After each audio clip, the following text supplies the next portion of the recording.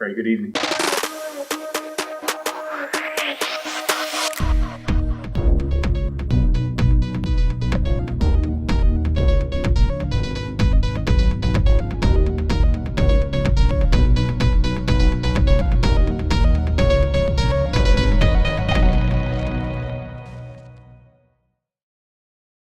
Hi, and you're welcome to Coffee Not Found, the podcast about everything gamification, be it education, marketing, and life in general. Today we have a new guest in the studio, or meeting room, and that's Ian.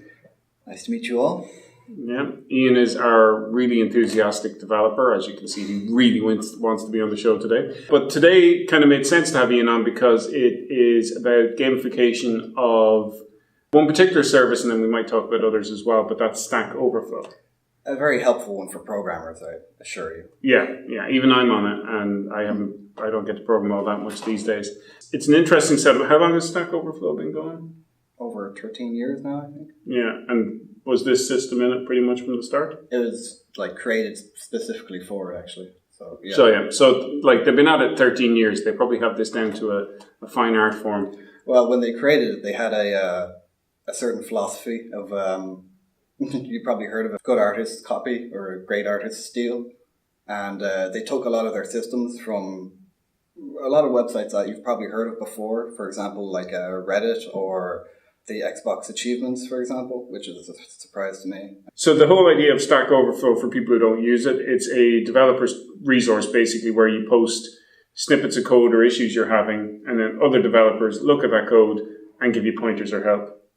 That's or they point out you've written this in the wrong thread, or you phrased this badly. Or close your answer without answering it. That sort of thing. Yeah, but basically it's a great way of, if you have an issue, because with programming, 9 million times out of 100, like someone else has already had it and has fixed it, or, will see something you didn't. Yeah. So they use gamification to to encourage people to answer the questions. And to ask them properly. Yeah, that's actually a major thing that the guy who created, Jeff Atwood, and he had a partner as well, it was Joel Spolsky. But Jeff Atwood was in charge of most of the gamification elements, and he actually played a lot of Counter-Strike back in the day, and that's one of the other ideas. That and the forum posts that were common at the time were very big on images and signatures, and not so big on actual content. So one of the things he wanted to do was to have it a very clear, just question answer, and then the best answers go up to the top by upvotes, and then from there he could also teach people in a way how to ask better questions through communication. But I say it mostly works. Yeah. No, I've only posted a couple of questions, but they always get that little mark. Someone says, you've actually asked this really well. And I'm kind of going, well, that's because whenever I look at these for an answer, the last thing I want is to be trying to, interpret the question in the first place. Is it the question I have? Give us a breakdown of some of the things that have been gamified. Their reputation system, there's interesting benefits and negatives to that, however. For example, as you answer questions and as you ask your own, you'll gain rep, which will allow you privileges, such as they'll allow you to see deleted questions. They'll give you badges that can edit questions, edit other people's questions, which is another thing. This has good and bad sides to it. On the one hand, that's the reason why some people get into this, the reputation and the gain for it. On the other hand, if you just join the site, you're kind of at a disadvantage to everyone else. And there's also a bias against people with low reputation because they have low reputation. It's just kind of a human thing to do. I'd say the benefits mostly outweigh the negatives by a large margin even, but the negatives are there. Yeah, well, I suppose they're just, while it's a negative, it's a necessary negative because like everything in the real world, even you've got to build a reputation before people take you seriously. So if you walk into a company and you go, that code's silly, somebody will look at you and go, you've only walked in the door. Whereas when you've built up a bit of a reputation, they go, I might listen to him, he seems to know what he's... That's true, yeah. Especially helps that Stack Overflow has, over the past few years, or the past 7 years or so, they've also tried to be more career focused as well, so that if you have a high rep, then job searchers can find you online and through Stack Overflow, and if you have a high rep, you're more likely to be hired. So there are some real world benefits to the gamification part of it as well. Perfect. So what things do they reward? They reward asking questions, answering questions, detailed answers, very detailed answers in some cases. But they give you badges for things like, 10 questions answered, like 50 questions answered, or so-and-so upvotes and so on. And from there, you can kind of use them to gain more rep.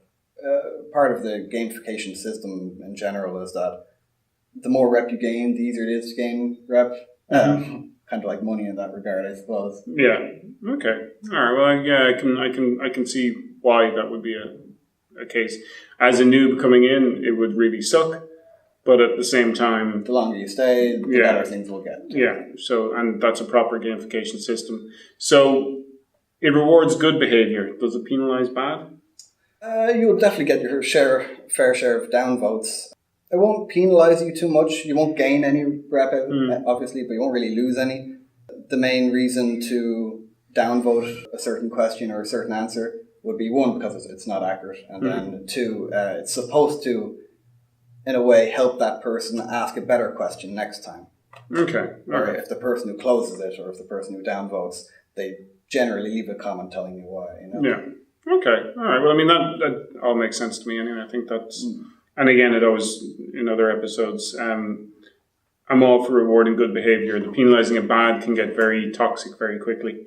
So this way, the downvotes are not really going to show in your rep, but it will encourage you to do a better job next time, which is pretty good. What else about Stack Overflow kind of shines out?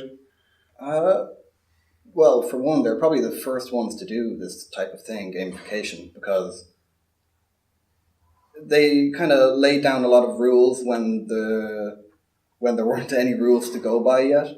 So they took inspiration from a few things, but a lot of the things they did, I think, was pretty original, especially for the time.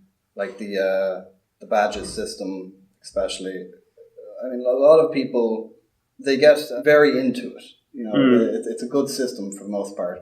Not that it can't be improved. There are like things where people will search for rep solely to get rep rather than to the purpose of the site type They'll thing. game the system. They game the system. It's more of a human thing, though maybe there are some protocols Stack Overflow could put in place to keep that down more than they do now. I won't speculate on that. Suppose if you're going to reward people with a better chance of being hired, there is a chance, people will try that. Yeah. And do other sites now, what other sites in the industry have kind of copied Stack Overflow? Well, I'll bring up the obvious one, which is that every other Stack Exchange site has the same thing. So they made Stack Overflow first, and then after that they started making all the other Stack Exchange sites. I don't know if you've seen them. There's all sorts of ones for Dungeons and Dragons even. There's a Stack Exchange site, which is a surprise to me, but apparently it's so.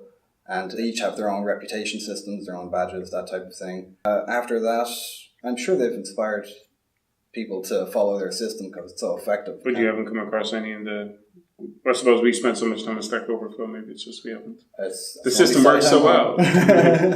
Cool, okay. Because I suppose going back and using this as an example for other people building systems, Stack Overflow has the benefit of being a huge system now, but they started, obviously, like everything else, quite small, and it's just by the sheer volume of information on it that they've gone up. Part of that, I think, is that programmers need more help than anyone else. But oh, God knows, there's probably ones for every other form of employment. We just don't know about them. Yeah. So if you're building a site or you're trying to gamify the experience, their way of doing it, again, it's very much rewarding good behavior. Not penalizing bad behavior, but you can apply that to pretty much any industry like that. Even internal ticketing systems for companies, you could, in theory, just say, well, look, because I've been ringing recently, my mobile phone hasn't worked properly since I got it. And as soon as I find my other one to go back to it, I'll send it off for repair.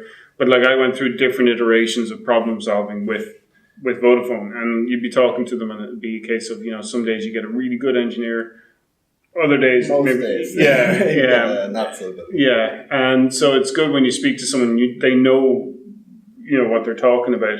It would be great to be able to highlight that maybe to There's certainly them. improvements that they could make as well. Yeah. Yeah. I mean, if you had a thumbs up button that you could press whenever you're talking to a service rep, that'd be Actually, well, Vodafone probably have their own app developers, but you could always make your technical support accessible via an app VoIP system. So in other words, you could actually interact with them and clicky your buttons. But yeah, it would be great because then the customer would be encouraged to ask a better question, which would be Vodafone are fairly good. Once you ask the right question, they'll find someone who knows. But if you ring up and go, my phone doesn't work, and it's like, but you're on it at the moment. Well, no, not that part of it, this part of it, That's a very human problem, to not ask the question in the right way or to misrepresent the question unknowingly. Is very easy to do for people who don't know. Yeah. So I think, then you're almost rewarding good customer behavior as well as good technical support behavior. But I mean, again, it goes across the board. I think it's a really nice way of doing it. It works really well in Stack Overflow as far as I'm concerned. Yes, there are some issues maybe, but for the most part, they've managed to achieve like a repository of 13 years worth of code answers as well. And it's actually useful when you search it because people asking the questions ask better questions and the people giving answers gave better answers. Exactly. So the whole value of the system is amplified by the fact that they've encouraged good behavior. It's definitely something that could be applied to other areas. But I mean, it works across the board because, again, nothing is frustrating as being the person being asked the bad question and trying to answer the bad question. And there's nothing more frustrating than getting the wrong answer as well. So, I think Stack Overflow is a really good example. Obviously, they started it first. Thank you very much for coming on and kind of going over Stack Overflow. As I said, it's a great system. It works really well. I think the gamification element can be applied to so many other areas. And particularly when you invest a bit of time and effort into it, like it's not going to be an instant win, but it's the behavior it encourages over a couple of years that gives you this huge system to rely on. This has been Coffee Not Found. Our links are in the description afterwards. Maybe give us a like, subscribe, or leave a comment, and we'll talk to you next week.